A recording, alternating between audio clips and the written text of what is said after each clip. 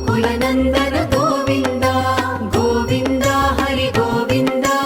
गोकुलनन्दन गोविन्द नित्य निर्मल गोविन्द